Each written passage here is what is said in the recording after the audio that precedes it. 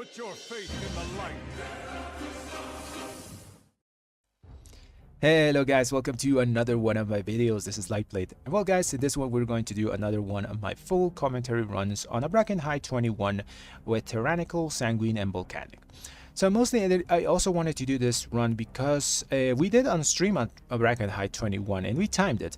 But I went into that Brackenhide with full PvP gear. So I was like 429 item level with nothing correctly itemized, you know, just basic PvP gear by mistake. And we got an overall about 149-ish, damage or something like that. So I wanted to show you guys how the overall should look using the correct gear. I'm also going to be describing what I do over the course of the run. You guys know I'm going to talk about rotation, utility that I'm using, everything I do to help the group out. And now let's go to the build that I'm going to be using. Okay, so for the build, it's a pretty standard Retribution Paladin build for Mythic Plus, you know. The only thing to notice is for Brackenhide Hollow, we're going to be taking improved Blade of Justice, so we have 2 charges of it. Since there's a lot of mobs in this place, and with the talent Blade of Vengeance, Blade of Justice works like a Divine Storm in that it will hit everything and deal reduced damage beyond 5 targets, but it will hit everything, you know. It's also good so we can spread out our expurgation dots on all our targets. Another thing to notice is for Brackenhide Hollow, obviously you want to take Cleansed Toxins because removing diseases is pretty nice in this place. All in all, if you want to copy this page, it's going to be down in the description below. This is probably going to be a really good page next week as well for fortified keys, especially in places like this Brackenhide Hollow, Freehold, or Uldaman. You know, those places where there's a lot of mobs. The double spammy Blade of Justice build is pretty good there. Now let's go to the run. Okay, here we are starting the run. We got all our buffs up. This time we are actually using the correct gear, not like in the stream. Always remember to try to drink one of those potions of disclosure, you know, before a key, if you can, and if there's going to be a pull instantly, you know, after the key starts. Here the tank is just gonna pull all the packs together. It's nice that it's a DK tank, so he can just gather them and just pull them in, and we can just start blasting them. The rotation is pretty simple for Red Paladins, you know, just build 5 Holy Power, unload your wings with Final Reckonings, you spend. Then you recharge with Wake of Ashes, Hammer of Wrath to put a debuff, and you spend again, then Divine Toll, and you just go through there. With Blade of Justice double spammy, it's really good to like use, after you do your Final Reckoning window, you just press Divine Storm, Blade of Justice, Hammer of Wrath, Blade of Justice, Hammer of Wrath as much as you can, and if the mobs are like clumped together, you know, so you get the max value out of that. Next here, our priest here like pulls that thing and dies. Not a big deal, should be chilling here anyways. I don't know where the tank was. I think he was opening the cage.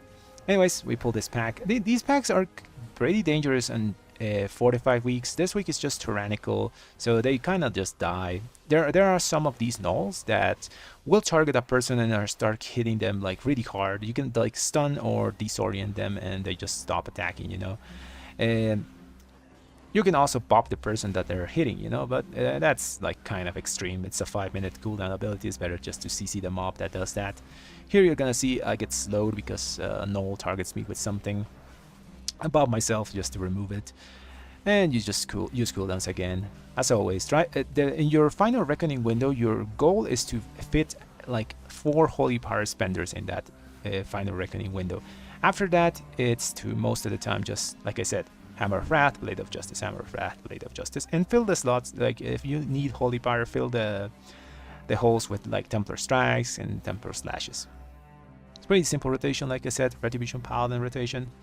Okay, so here there is a mob that is particularly dangerous on 4 to 5 weeks. Like I said, this is Tyrannical, so this mob's not as dangerous, but we still want to stop that Withering Burst cast. It does a lot of damage, and in Fortified, it's a must to stop it. This dude also drops a totem. On Tyrannical weeks, it's not a huge deal if the totem like lives, you know. We can remove the disease that the totem puts on the person.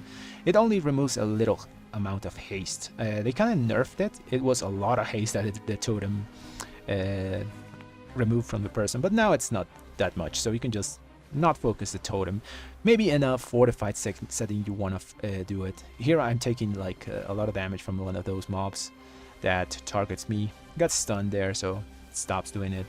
I get like slashed by the the spinny rage storm, you know. We survive. We're just using our potion there just to get some health back. And we finish up this pack. Okay, someone's opening the cage. Let's go to the next one. All these packs basically do the same thing. There's either a poison guy or one of those guys that like will chase you and just start hitting you really hard. A lot of people thought this was gonna be like the pug killer key, you know. It is in certain places. For example, the first boss is really dangerous. Here I take aggro, so I have to like bubble or I'm gonna die. The tank forgot some mobs behind and I started pumping, so I got aggro. I got the kick there on the rage storming dude, so he doesn't fear us. And basically just keep doing damage, you know. This week is sanguine, so it's a bit annoying. Some of these mobs like don't like to move. But we have a DK in this group, so it's pretty okay if we can like grip it out of it. I think the only one here that he can't grip is that the big one, the War Scourge. Everything else is grippable. This was a pretty peculiar group. We had 2 priests. We didn't have any like group buffs though, you know. There is no Demon Hunter, Warrior or anything to buff us, but we do have like PIs for everyone, so that's pretty good. He's gonna do a double pull here. You see the totem drops on my left. I just ignore it, because if I get the disease, I'm just gonna cleanse myself. Kick again the Withering Discharge, so it doesn't like nuke me down. Or nuke someone down, you know, just try to kick that thing. Oh, that trinket, the Call to Chaos, is such a great trinket. It has a 1-minute internal cooldown, so if played properly, it's going to be up for every single one of your bursts. I'm very lucky that I got it. Now this guy is just gonna marinate there in the blood for a while, because our kick is down and no one else is kicking. So 3 seconds, I'm watching this mob. I want to kick it so badly so he can move. I kick it and finally it moves, so we can kill it. I don't have a kick for that Withering Discharge, but not, the DK has it, so we're fine. Now we gotta open the cages. Oh man. At this point I'm just gonna stand there with the shield to make it explode, so I can do some extra damage on it. Okay, hopefully someone is opening the cage. Just gonna blow up this pack here. If we kill this, we'll have cooldowns for boss. That first boss is pretty rough on Tyranical weeks. Okay, just nuke down this pack. I don't know why one of our priests was dying there. I think he pulled. Yeah, he pulled. I think he dies here. I don't really remember. But he dropped it very low. We once again ignored the totem, you know. Probably you want to kill it on fortified weeks, but even then you can. The haste effect is so small. Also, we can remove the haste debuff with our cleanse diseases. It's not a huge deal if you don't focus it down. Withering Discharge. Oh, it went off. It didn't do that much damage. Fortified, it will do a lot of damage, you know, but Tyrannical is not that dangerous. Okay, someone's opening the cage, and now we're gonna go to the first boss. So this first boss is, I think everyone at this point knows how to play it, but at the start it was a very confusing boss to do, you know. There wasn't a lot of clarity effects. Blizzard added like a big huge arrow when the dude is charging a person. The most dangerous dude here is this Nash dude, you know, the rogue dog. He's gonna put these debuffs on everyone and they have to like get healed up so it doesn't stay there. You wanna interrupt those healings from the trick totem dog. Then he's gonna do that like jump. You see there, I like sacrificed the person that he was going to jump to so they don't take much damage. And that way they can keep doing DPS and just live, you know. You can also pop them if you have like a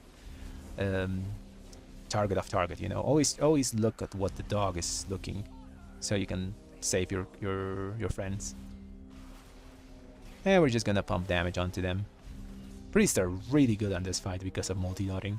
Our AoE isn't bad also, it's really good, but priests are just better for it. Here we're gonna kill the totem. You see that huge arrow? The tank always has to like stand in front of it. That way the dog charges and it doesn't instantly murder someone. Here Nash is gonna do his jump again. Sadly he dodges our final reckoning, you know, so he's not taking extra damage from our spenders. No one said who to focus here, so I started focusing the dog, the Nash dude, but then I swapped to Trick Totem. Normally someone says like focus one of the dogs in a specific, you know. Also I used my bop whenever he jumped to me, you know, so I don't die because of the things. Okay, that priest was in melee range. I don't know really why he was there, you know. I have to like kite the thing around, you know, but I wasn't expecting him to be like in melee. Anyways, the dogs are almost dead here. Better kill the Trick Totem.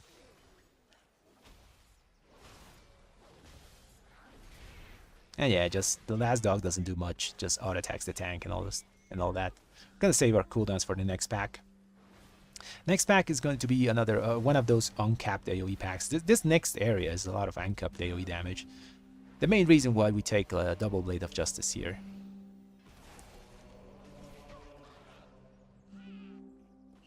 That was a bit of a messy fight. It's always that first boss. I'm gonna use here my alchemy thing. Since I'm alchemist, I can make this cauldron give us some disease dispels and stuff. So people like cleanse their own diseases and I don't have to like press a button. You can see there I'm just putting all expurgation dots on every one of those mobs in the packs. And then just blast them. It's Hammer of Wrath, Blade of Justice, Hammer of Wrath, Blade of Justice. Remember, that's only after your final reckoning window is done. And that before that, like in your final reckoning window, your only goal is to get at least 4 holy power spenders in that. Sometimes you can get a 5th, but 4 is fine. Here we don't have cooldowns, but we're gonna try to just put as much Blade of Justice on these mobs as possible. Kick that discharge so it doesn't do a lot of damage. We got the debuff, the haste debuff, we're gonna cleanse ourselves.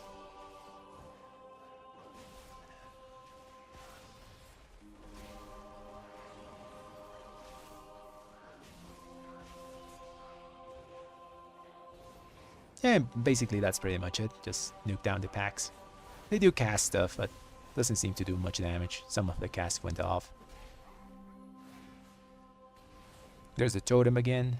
Just ignore it. When the mob dies, it just goes away.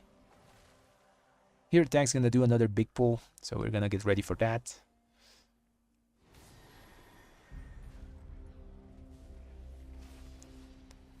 Get our 5 holy power and start like blasting. We do our 4 holy power spenders in our final reckoning window, and then we just can proceed to Hammer of Wrath, Blade of Justice all day long.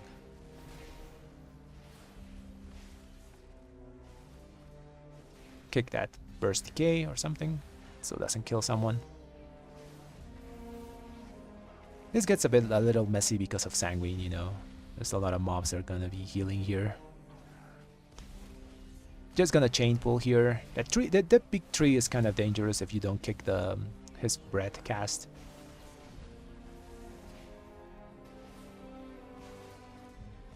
Move away from the big green circle of death.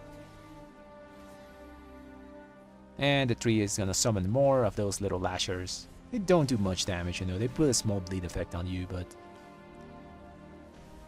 it's not a huge deal. I dared bubble because I didn't want to get hit by the big tree circle, you know. So just bubble for safety and just pop damage here. Final reckoning window is almost over.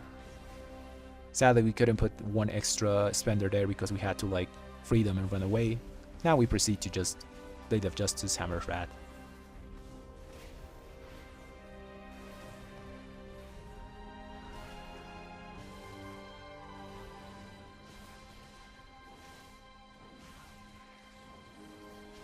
Pretty simple pulls. Most of these mobs spawn more mobs, you know. Almost all the trees here spawn more little lashers and all those kind of things.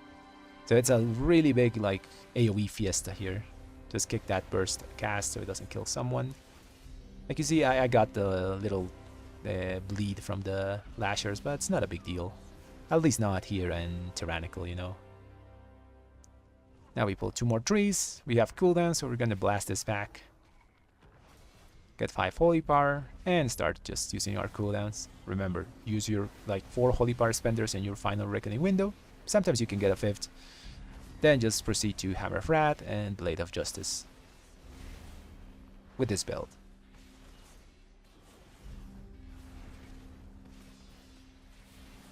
Fill the gaps with your Templar Strikes, Templar Slashes, and all those kind of things. When this pack dies, we should have cooldowns for boss. Next boss is really good for us Paladins. We have like nice tech to like avoid having to deal with 1 shield. I'll talk about it when we get there. For now, just kill the trees, kick the casts of Necrotic Breath.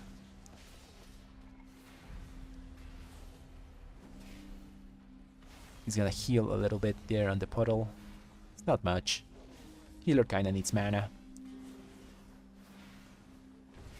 You can see like on the right side of his screen under my Wake of Ashes, Call to Chaos is like almost perma on me when I have cooldowns. Such a good trinket. They tell me to handle the second of the absorbs of the boss. If you have like more paladins, like you can send a paladin on each one of the absorbs and they can cheese it so you don't have to deal with the shield. You'll see it when I do it. Just do a rotation as normal here. Single turret rotation doesn't change much. Instead of Divine Storms, we use Templar Strikes. Try to spam your Hammers of Wrath as much as possible though. Retribution Paladin single target is not the best, especially if you're like focused on AoE build. Mine sims like about 80k without any buffs, you know. With buffs probably he's gonna sim or 89 or something like that with full buffs, but you never have full buffs in dungeons, you know. For example, here we don't have anything. The only thing we have is PIs. That's one mistake people do. Like when you're simming, there's a part in the simulation where you can pick what debuffs you're going to have in the run, you know. So if you're simming for Mythic Plus, think about that. Will you have a Demon Hunter, a Warrior, and a Shami that's going to give you the buffs and Wind Fury Totem, or will you don't, you know? So remove those and like see how your character sims without those buffs.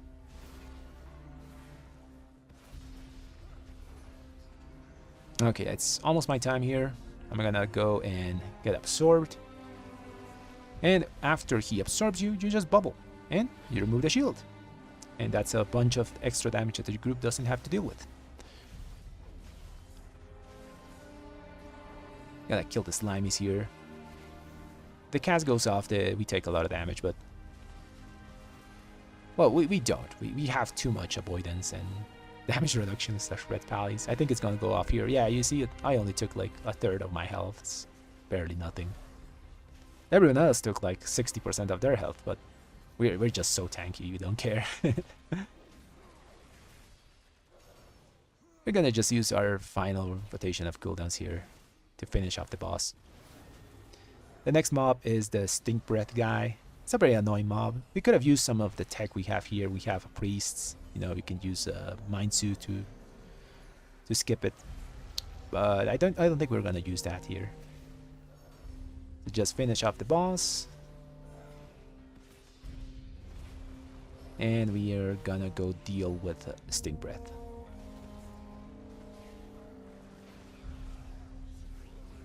My goal there with my shield was maybe the blobs to the explosion again and I get some extra damage from it. I didn't. the boss just died. So this Stink Breath. Range people can like stand far away and just don't get hit by the breath. DK can use his anti-magic shield to avoid it. We can actually hit this guy from the edge of the circle, you know, like auto attack and Templar Strikes and all those things. It's really good thing about the Paladin rework. It gave us that extra utility, you know. Not utility, like quality of life. Just gonna use our cooldowns here. Blast the stink breath. We should get them back when we need them. Remember, single target situations, try to spam your Hammer of Wrath as much as you can. It's your hardest holy power spender, the hardest hitting holy power, builder.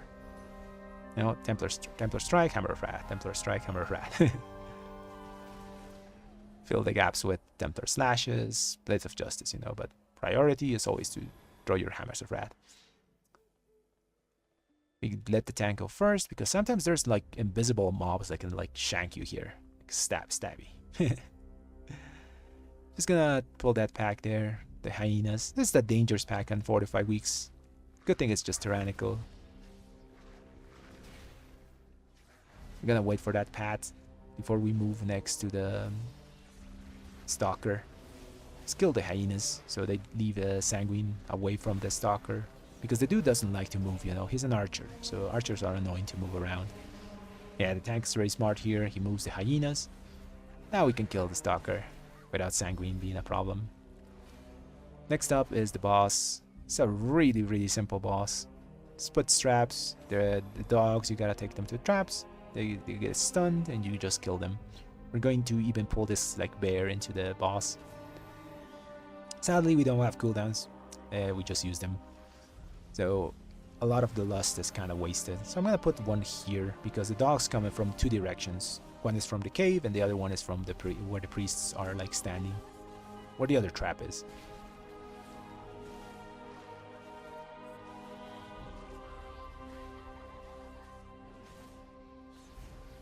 I gotta wait for my final reckoning to be in sync with my other cooldowns. Here I could have waited for the dogs to spawn so I could like pad a little damage of my final reckoning, you know. I didn't, just doing damage to the boss. You do have to kill the hyenas, you know. They start like piling up if you don't.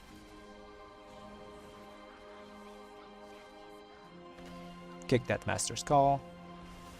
And yeah, this fight is pretty boring if you ask me, you know. There's not much happening. It's just the dogs running around, chasing someone, you know, just bring them to the traps and they die. It's pretty simple. I'm always trying to look for like low health mobs that I can use my Hammer of Wrath on. It's really good if you can like snipe those mobs so you get those casts off. Like I said, Hammer of Wrath is one of our most powerful holy power builders. And in single target, it's just basically the most powerful builder we have. Just gonna use cooldowns here just to finish off the boss. We didn't get a lot of benefits from Lust or anything basically because we didn't have cooldowns at the start of this fight. But our job is mostly do AoE, you know. And that's a job that Red Paladins do really well. We can do single target, you know, but we have to like sacrifice so much AoE to get good single target that I don't think it's worth it in Mythic Plus. We don't have cooldowns here, so we're just gonna try to spam Blade of Justice as much as we can. All those little mobs, they don't do anything, you know. There's only one dude that puts the circles underground, but that's pretty much it. As you can see there, that's purely Blade of Justice spam. Because it's kind of uncapped AoE, we do a lot of it, you know, a lot of damage. Here we're gonna use our priest tech, you know, they're gonna use Mind Soothe so we can move through to the last part, just finish off the dungeon.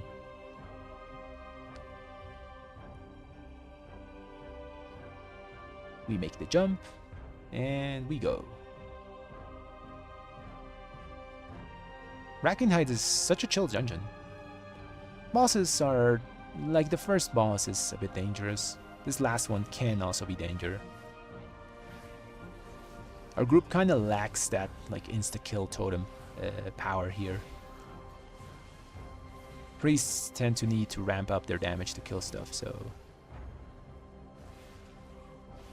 you guys see when we get there. For now, we're just gonna nuke down everything with AoE. Get our final countdown.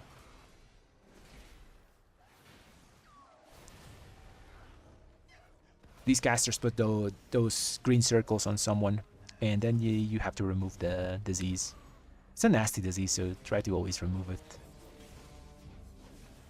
More of the Rage Storm mobs.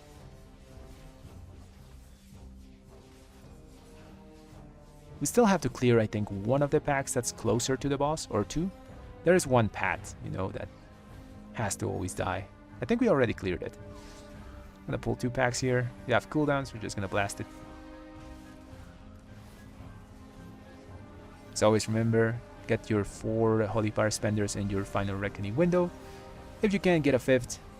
And then after that, proceed to just Hammer Rat, Blade of Justice, Hammer Rat, Blade of Justice.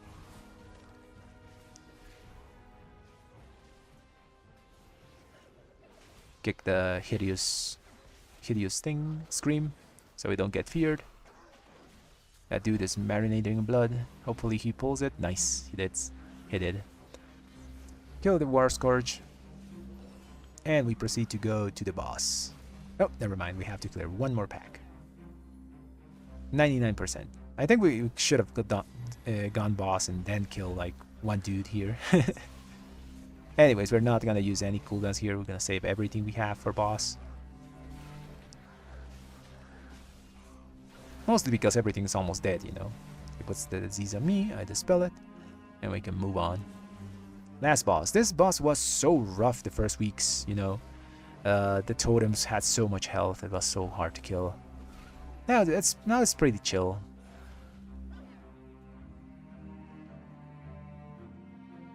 Got 8 seconds of our Call to Chaos, so we can just get some of our final Reckoning window in it. So the mechanics of this fight are pretty simple. He's gonna do a frontal, he's gonna spawn that really huge green circle. Don't get touched by it because it's gonna put a kind of permanent debuff until you get the totem phases that it removes it, but you take a lot of damage if that happens. So the boss takes the tank takes the boss to the opposite direction, and he's gonna spawn a totem on the other side. As you can see there, kill the totem, everything's chill. This first totem is always pretty easy to deal with because everyone has cooldowns, you know. This one is a bit harder to kill because everyone just is kind of dry. Just gonna try to blast it as hard as we can. And it dies. Nice. Didn't get debuff, everyone lives. There's another frontal. Tank dodges, green circle spawns, and we just repeat the process. Totems should spawn on the opposite side. Luckily it spawns when the green circle already passed, and we can just blast it here. Good thing I use cooldowns on the totem and on the boss, so I can keep using my final verdicts here. Next totem is gonna be a bit rougher because I have nothing. Never mind, I still have my wings and stuff. But I think the other 2 guys don't have nothing. So yeah, this totem is going to go through. Sadly, just 1 more global would have done the job, but we have 2 B-reses, so let's get that guy up. As you can see, we don't take a lot of damage. We're so damn tanky, guys. Like, I took like 1/3 of my health, I think, and the other dude is dead. Okay, deal with more totems. This one's also going to be a bit rough. I have nothing. To be honest, I think I make a mistake here. I should have just kept damaging the totem instead of using my Shield of Vengeance, you know. I think that global would have killed it. Anyways, gotta keep doing it. You see there, I got the debuff, the red thing. It's not permanent. It gets removed here whenever she does the circle things. I think that one went off, you know, and good thing we had the DK bubble thing, so people could survive. We don't really need it because, like I said, we're super tanky, but the other people, yeah. So there's the other totem, just kill it. Luckily we had like 1 second of Divine Resonance and the Judgment hit it, so it's gonna die. We also got a proc of our Call to Chaos, so that helps a lot to kill that. Kill more totems. I think we gotta kill 2 more. After those 2 totems, we should be just on boss. Finish up the job. Nice, it didn't go off.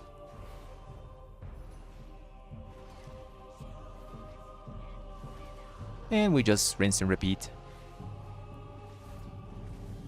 A lot of like high red pallies that are doing high keys are taking like Onyx Amulet because of our single target damage. It's not the best, you know, unless you do sacrifices, like I said. Sacrifice a lot of AoE for single target. Kill the totem, and we can just nuke boss down. He dies at 5%. And well, yeah, that's the key, guys. So my overall was 170k. That's a lot more than whenever I used my PvP gear when we did that 21 on stream. And well, now let's go to Baldraken to check out the damage distribution and all those kinds of things. Okay guys, so here we are with the damage distribution of that key. You can see Divine Storm is at the top. Obviously that key is very AoE heavy, and Divine Storm will always be our top damage there. After that we have Wake of Ashes. Since this ability is uncapped AoE, it's always going to be on the top there because of so many adds that place. After that we have Judgment, and this is kind of deceptive. It's not the judgments that we throw that are the heavy hitters here. It's the judgments from our Divine Toll, since they have an extra 100% damage modifier, and since our tier set also increases the damage of Judgment, they are really hard hitting, you know. After that we have Hammers of Wrath. We spam Hammer of Wrath a lot, and it's a very hard hitting builder because of the 100% critical chance that it has, and also our tier set. And after that is Blade of Justice. You might say, but Light, didn't you say Blade of Justice was going to be over like 10% of our damage? It is, because when we talk about Blade of Justice, you also have to talk about Expurgation, because remember, whenever you throw a Blade of Justice, you're applying the dot of Expurgation to whatever is close. So if you add both Blade of Justice and Expurgation, you get that is about 14% of our damage, which is just over Wake of Ashes and under Divine Storm, making the Blade of Justice spam build really effective in places like Brackenhide Hollow, and like I said before, Freehold and Uldaman, because there's a lot of trash and you want to spam that Blade of Justice because of uncapped AoE and Expurgation to apply the dots. After that, you can see other abilities like Searing Light, Final Reckoning, Consecration, and then Final Verdict. Mostly, even though it's Tyranical, Final Verdict, we don't use it as much because a lot of the fights in this place have AoE components. You know, every single fight has adds that you are going to throw Divine Storms here. So it's no surprise that Final Verdict is kind of low there on the damage meters. So I think, guys, this is a good example of a damage distribution. Obviously, some things are going to change for you depending on the trinkets you have. For example, you have Anvil, you're going to have your Anvil there, you know, about like 5% of your damage or something like that. That trinket is pretty strong. If you have other stuff, other trinkets, that those things are going to show. But if, for example, if you're like me and you're just using stat stuff, then your damage distribution should look something like this. Okay guys, and that's going to be all for the video today. I hope you enjoyed it, hope it was informative and you maybe learned something from that run. And well guys, if you enjoy my content, subscribe to the channel and leave a like on the video. Thanks for watching everyone.